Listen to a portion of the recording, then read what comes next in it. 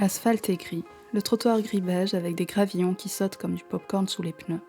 Il y a des massifs de fleurs déplumées, des plantes noircies par les pots d'échappement, des poumons malingres. Parfois un lézard écrasé et quand on le regarde, on se dit qu'on n'a jamais rien vu d'aussi beau.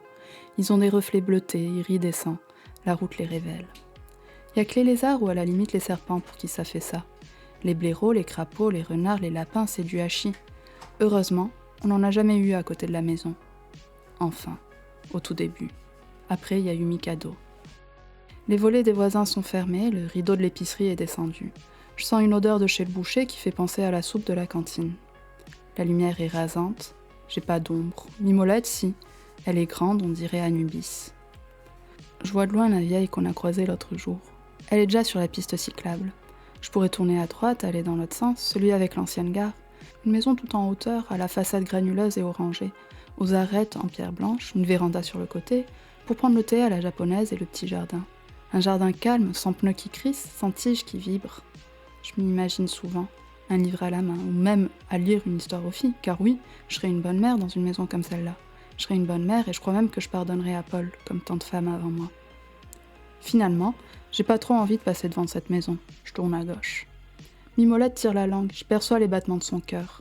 Elle a des plis de perplexité sur le front et l'air presque intelligent. Si elle était humaine, elle serait responsable du rayon culturel d'un Leclerc, elle en tirerait une grande fierté.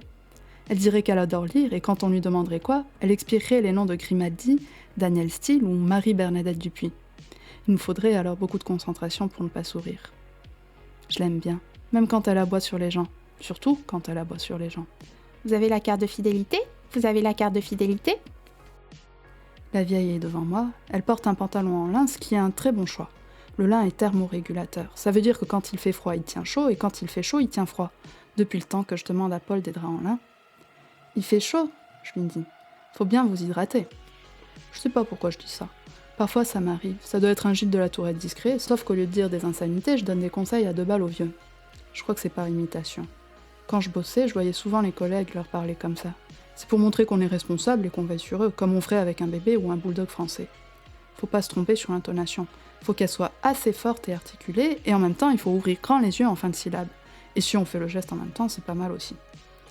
Les paupières lourdes et désolée de porter son âge, elle s'arrête, tremble un peu. En effet, il fait chaud, mademoiselle. J'adore qu'on m'appelle mademoiselle. Y a plus que mon ORL qui m'appelle comme ça. Il est bulgare ou romain, il a bien intégré le ton paternaliste de ses collègues. Ça va être un facteur commun à tous les spécialistes. Comme le Figaro et la fiche de dépassement d'honoraires dans la salle d'attente. Dans sa bouche à elle, ça ressemble à du respect. Sur ce, je continue de marcher, elle me suit, je ralentis le pas pour pas être impoli. Ses bas plissent sur ses chevilles, ses souliers sont nacrés comme l'intérieur d'une huître. C'est beau, en un sens, de pas abandonner. Mais Kalenji et moi, on pue la défaite.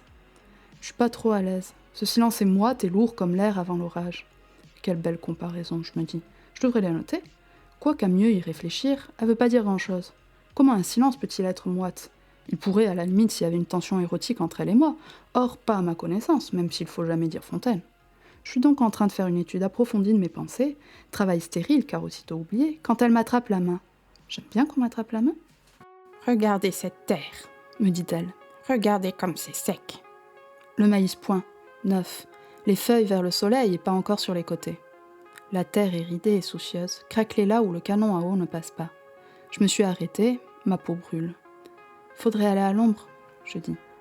Pendant qu'on marche, je vois ses seins faire le métronome vers le bas. Droite, gauche, droite, gauche, droite, gauche. Elle me frôle le coude. C'est moelleux et frais, et pendant une seconde, ça me rappelle le lait qu'achetaient mes parents. Du lait bio en poche et pas en brique. C'était peut-être du lait cru. Alors qu'on s'avance vers le bois, une pensée en remplaçant une autre, je revois une émission d'il y a quelques années.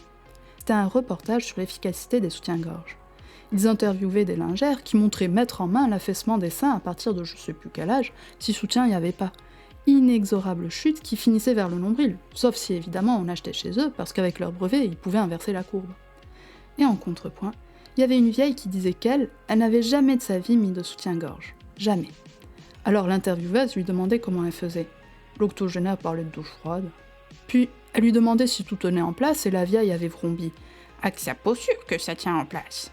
Moi je veux bien, mais le reportage l'a pas montré à poil à Huguette. Aucune conscience journalistique. La femme me tient toujours la main, le poignet pour être précise. J'observe discrètement, ça tient bien en place, je crois. C'est plus agréable, hein? Je fais une fois à l'ombre. La forêt semble allaiter.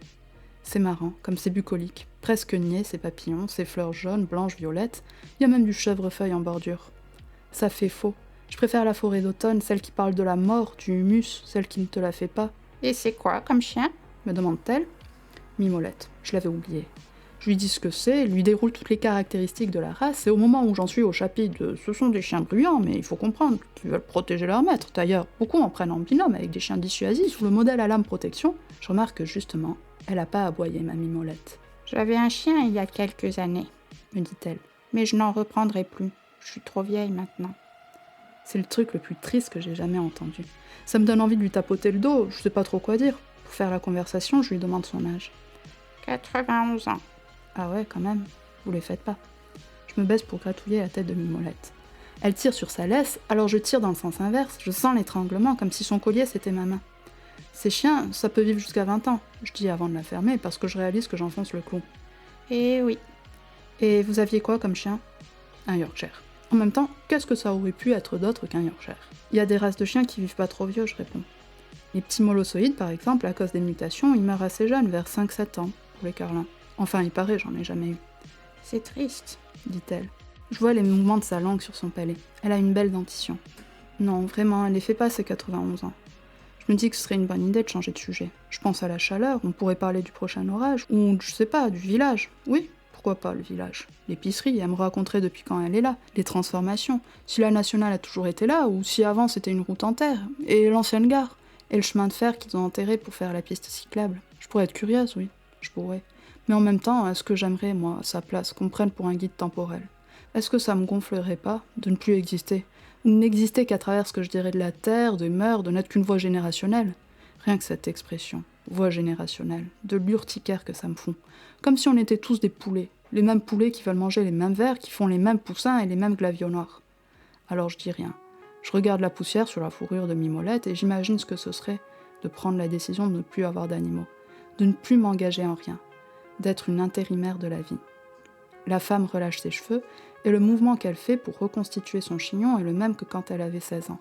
Je le vois à sa cambrure, ses gestes experts, les doigts qui se faufilent sans s'entortiller, qui attrapent le tout avec souplesse et le nom.